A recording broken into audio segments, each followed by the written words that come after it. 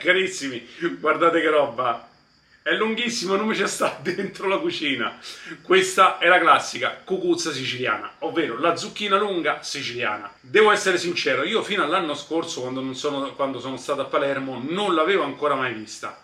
E invece questo è un gentile omaggio da parte di una collega di mia figlia che ha detto, dice, io papà lo seguo e vedo che fa tante ricette e magari questa gli serve per farne qualcuna. Di sicuro la farò, però qui dovrò chiedere l'aiuto della mia amica Elena siciliana. E allora, vediamo cosa possiamo fare con questa cucuzza.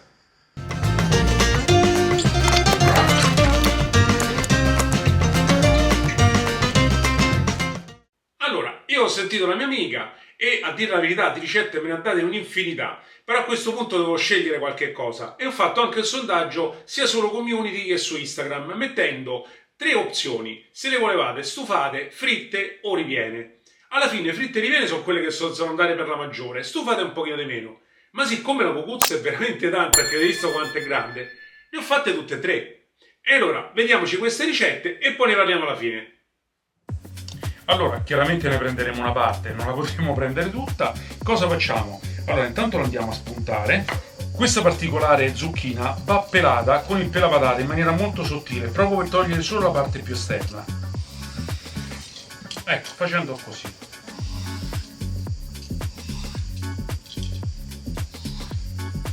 E ora la andremo a tagliare a rondelle.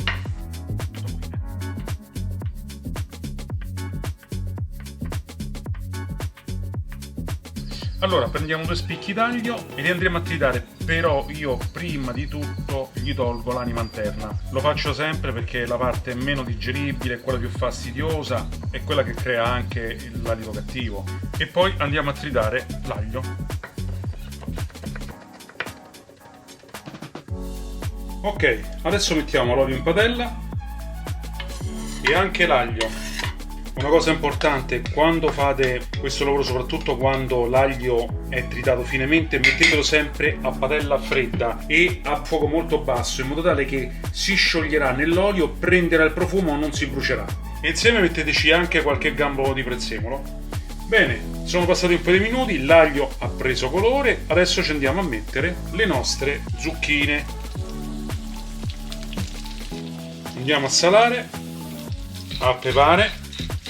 E ora ci andiamo a mettere un bicchiere di acqua calda, li andiamo a coprire e lasciamo cuocere così per almeno 20 minuti. Nel qual caso doveste vedere che si asciughino un po' troppo, aggiungete un goccio d'acqua calda. E le zucchine oramai sono quasi cotte, andiamo a togliere i gambi del prezzemolo, ci mettiamo invece il prezzemolo tritato e sono pronte.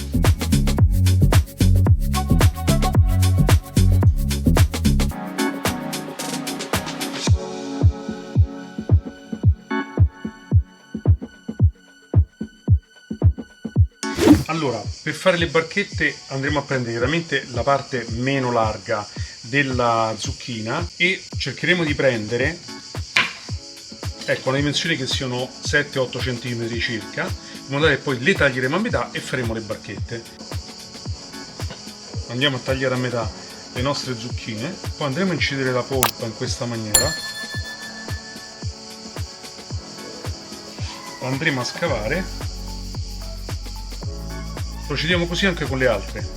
Allora andiamo a sbollentare per 6-7 minuti le nostre zucchine in acqua leggermente salata.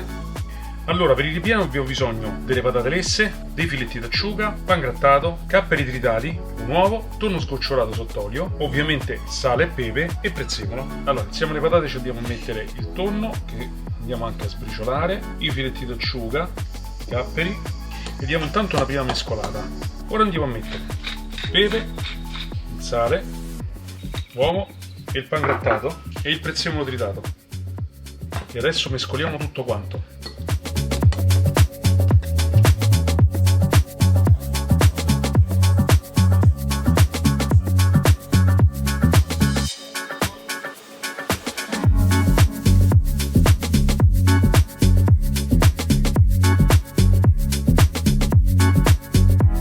Andiamo a mettere un pizzico di pan grattato sopra, un filo d'olio e andiamo a infornare a 180 gradi per circa mezz'ora. Allora, per fare questa terza ricetta io ho intenzione di farle fritte semplicemente, cioè le affettavo, le immergevo nell'uovo, nel pangrattato e poi le friggevo. Però, come vedete, quando io ho tolto la parte centrale, perché sono ricche di semi, quando si va verso la fine, mi sono diventate in pratica in questa maniera e alla fine mi sarebbe uscito fuori un anello, che senso c'ha? E allora ci farò delle polpette, le mischierò come si fa normalmente con un pochino di patata, parmigiano, l'uovo e un pochino di formaggio dentro per farle filanti. E adesso vediamo come. Allora, ecco le nostre zucchine che abbiamo sbollentato come abbiamo fatto per le altre volte e le andiamo a mettere dentro un triturotto.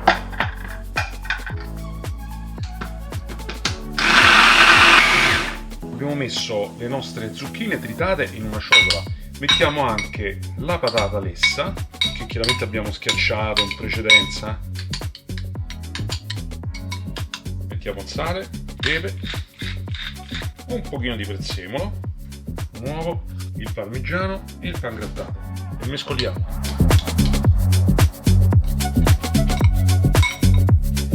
Ci andiamo a inumidire piano piano le mani, poi prendiamo un po' di composto con il cucchiaio, ci andiamo a mettere il formaggio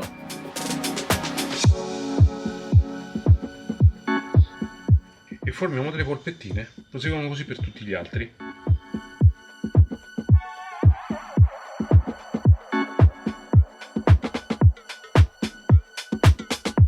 Allora, ecco qua le polpette. Adesso le andiamo a mettere in frigorifero per assodarle un po' e poi le andiamo a friggere. Ok, l'olio è pronto e cominciamo a friggere.